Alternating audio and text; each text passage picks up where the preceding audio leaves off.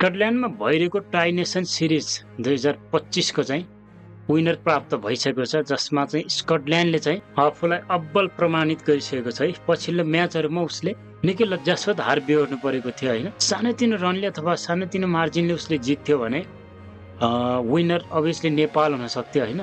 Toss जितेर स्कटल्यान्डले पहिला batting रोज्यो होइन, त्यो उसको लागि फाइदाजनक पनि भयो है। विशेष गरी जर्ज मुन्सी जो चाहिँ एकदमै राम्रो फर्ममा रिटर्न भयो होइन। उनले चाहिँ 200 को स्ट्राइक रेटमा चाहिँ ब्याटिङ गरे, जसमा चाहिँ 6वटा छक्का 5वटा चौका लगाए। उनले चाहिँ विशाल विशाल बााउन्ड्रिज लगाए।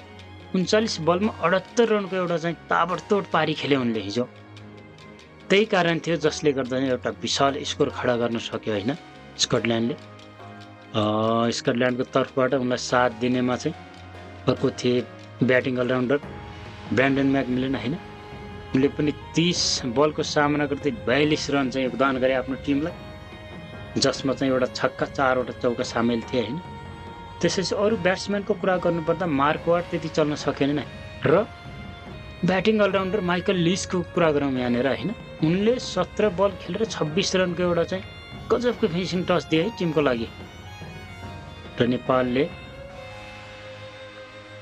एकदमै खराब प्रदर्शन गरे बोलिङमा। जुन डिपार्टमेन्टको चाहिँ कुरा गर्थ्यौँ हामीले चाहिँ स्ट्रङ डिपार्टमेन्ट भनेर बोलिङलाई चाहिँ कुरा गर्थ्यौँ नेपालको लागि होइन। त्यो चाहिँ हिजो भएन, एक्सपेक्टेसन अनुसार सोच अनुसार चाहिँ हिजो प्रदर्शन भएन हाम्रो बोलिङ लाइनअप होइन। ठुलो स्कोर थियो अभियसली होइन। यो टाइटवुडमा चाहिँ यति ठुलो स्कोर चाहिँ चेज भएकै थिएन, चेजै गर्न नसक्ने रन पनि थिएन। हामी मजाले चाहिँ चेज गर्न सक्थ्यौँ। जुन प्रकारले चाहिँ पछिल्लो म्याचमा चाहिँ हाम्रो नेदरल्यान्डसँग हुँदाखेरि 175 को टार्गेट गर्दाखेरि चाहिँ ओपनिङको रूपमा एउटा एक साइडबाट चाहिँ एङ्करिङको भूमिका निर्वाह गर्दै गजबको चाहिँ लिडिङ गरेका थियो कुशल भुर्तेलले होइन। त्यो देख्न पाइएन हामीलाई यो म्याचमा। त्यसै पनि बलिङ डिपार्टमेन्ट हाम्रो असफल रह्यो। जर्ज मुन्सी, त्यसपछि ब्रान्डन म्याकमिलन, त्यसपछि चाहिँ माइकल लिस, यी 3 जनाले विशेष गरी चाहिँ ब्याटिङ सम्हाले है। स्कटल्यान्डको ब्याटिङ सम्हाले र आफ्नो टिमलाई 193 को स्कोरमा चाहिँ पुर्याइदिए, जसले गर्दा चाहिँ नेपाली ब्याटिङ टोलीलाई चाहिँ दबाव सिर्जना भयो सुरुवाती क्रमदेखि होइन। बोलिङ लाइनअप फितलो र विकेटको कुरा गर्नुपर्दा यहाँनिर करण केसी थिएनन् होइन, रिजन ढकाल थिए। दिपेन्द्र सिंह र रिजन ढकाल विकेटलेस रहे। दिपेन्द्र सिंह अहिले त झन् 4 ओभरमा होइन पुरा स्पेल गर्ने क्रममा उनले चाहिँ 50 रन खाए। अर्धशतकीय चाहिँ रन चाहिँ उनले खान पुगे होइन। एकदमै महँगा बलर साबित रहे। 12.5 को चाहिँ उनको इकोनोमी रन रेट रह्यो र विकेटलेस रहे। विकेट निकाल्न सकेनन् भने रिजन ढकालको पनि त्यही हालत रह्यो होइन। 3 ओभर मात्रै गरेका रिजन ढकाल 35 रन खर्चिन पुगे र उनले चाहिँ विकेट लिन सकेनन्। र बाँकी कुशल भुर्तेलले चाहिँ ठिकै प्रदर्शन गरे होइन। इकोनोमी रन रेट उनको पनि 10 रह्यो। 20 रन खर्चेर चाहिँ 2 विकेट लिए उनले होइन। एउटा सुझबुझ सहितको पारी एउटाले एङ्करिङको भूमिका निर्वाह गर्ने र दोस्रो साइडबाट चाहिँ रिक्वायर्ड रन रेटलाई ध्यानमा राखेर खेल्ने जुन प्रकारको मानसिकता पछिल्लो गेममा देखिएको थियो होइन नेदरल्यान्ड विरुद्ध, त्यो यो खेलमा चाहिँ हामीले देख्न सकेनौँ। टार्गेट चेज हुन सक्थ्यो होइन यदि ओपनिङ हाम्रो चाहिँ राम्रो भएको भए। आसिफ शेख, कुशल भुर्तेल होइन। ओपनिङ राम्रो हुन सकेन। कुशल भुर्तेल 4 रन बनाएर आउट भए होइन।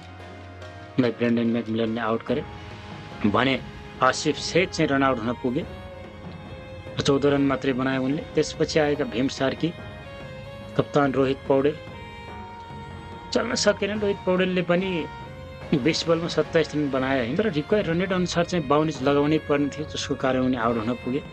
त्यसपछि आरिफ शेख चल्न सकेनन् यो म्याचमा होइन। जुन चाहिँ उनको कन्सिस्टेन्सी थियो ब्याटिङ लाइनमा, यो म्याचमा चाहिँ उनी चल्न सकेनन्। त्यसै गरी दिपेन्द्र सिंह ऐरे है, जो चाहिँ आज असाध्यै पिटाइ खाएका थिए बलिङमा होइन। उनले 34 रन बनाए थिए 33 बलको सामना गर्दै। रुपेश सिंहले चाहिँ 22 बलमा 43 रनको योगदान दिए। 18.5 ओभरमा 159 बनाएर चाहिँ नेपाल अल आउट हुन पुग्यो र 34 रनले चाहिँ यो निर्णायक म्याच स्कटल्यान्डले जित्न सफल भयो। र नेट रन रेट जो थियो होइन समान 4 अङ्क थियो तीनवटै देशको होइन। नेट रन रेट स्कटल्यान्डको राम्रो बन्यो नेपालको भन्दा। यो सिरिजमा विनरको कुरा गर्नुपर्दा स्कटल्यान्डले यो सिरिज जित्यो, किन भन्दा उसको नेट रन रेट राम्रो भयो। तपाईँलाई के लाग्छ यस म्याचको चाहिँ असफलताको कारण के हुन सक्छ होइन? कमेन्ट बक्समा लेख्नु होला। म छुट्टिन्छु। Thank you.